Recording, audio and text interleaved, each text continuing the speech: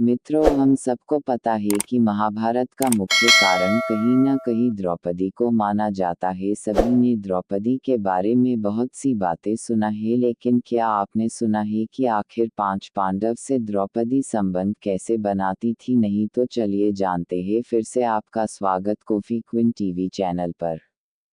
पांचों पांडवों से द्रौपदी का विवाह कैसे हुआ या पांचों पांडवों की वह पत्नी कैसे बन गई, यह बहुत लंबा किस्सा है। कहते हैं कि द्रौपदी अपने पिछले जन्म में बहुत सुंदर युवती थी। सर्वगुण संपन्न होने के कारण उसे योग्य वर नहीं मिल रहा था, इसलिए उसने भगवान शंकर की तपस्या की और तब शंकर जी प्रकट हुए। उस समय द्रौपदी ने हड़बड़ाहट में 5 वर मांगे, इसलिए उसे शिवजी के वरदान के कारण इस जन्म में 5 पति प्राप्त हुए। जब भगवान शिव ने द्रौपदी को 5 पति प्राप्त होने का वरदान दिया था, तब वह भी ये जानते थे कि उसे अब 5 पतियों के साथ पत्नी धर्म निभाने में समस्या होगी। इसीलिए उन्होंने द्रौपदी को ये वरदान भी दिया कि वह प्रतिदिन कन्या भाव यानी कौमार्य को पुनः प्राप्त कर लेगी। इसलिए द्रौपदी अपने 5 पतियों को कन्या भाव में ही प्राप्त हुई थी।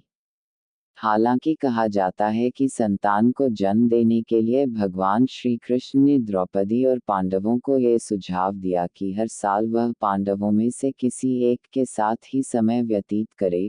साथ ही जिस समय वह अपने कक्ष में किसी एक पांडव के साथ हो तो उनके कक्ष में कोई और पांडव प्रवेश न करें। यदि कोई पांडव ऐसा गलती से भी कर लेता है तो उसे 1 वर्ष का देश निकाला दिया जाएगा।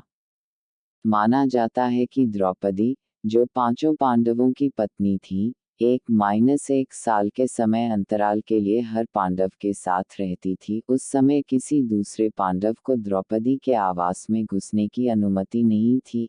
इस नियम को तोड़ने वाले को 1 साल तक देश से बाहर रहने का दंड था। एक बार यह दंड अर्जुन को भुगतना भी पड़ा था। अर्जुन और द्रौपदी की 1 वर्ष की अवधि जब समाप्त हुई थी और द्रौपदी युधिष्ठिर के साथ का 1 वर्ष का समय शुरू हुआ था, तब अर्जुन भूलवश द्रौपदी के आवास पर ही अपना तीर धनुष भूल आए।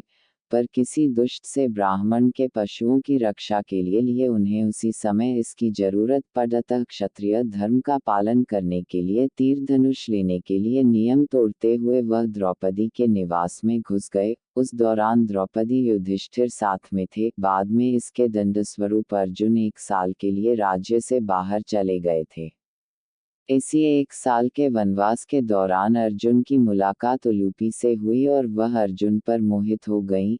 ऐसे में वह उन्हें खींचकर अपने नागलोक में ले गई और उसके अनुरोध करने पर अर्जुन को उससे विवाह करना पड़ा। कहते हैं कि दोनों 1 वर्ष तक साथ रहे। अर्जुन और नागन्या उलूपी के मिलन से अर्जुन को एक वीर पुत्र मिला,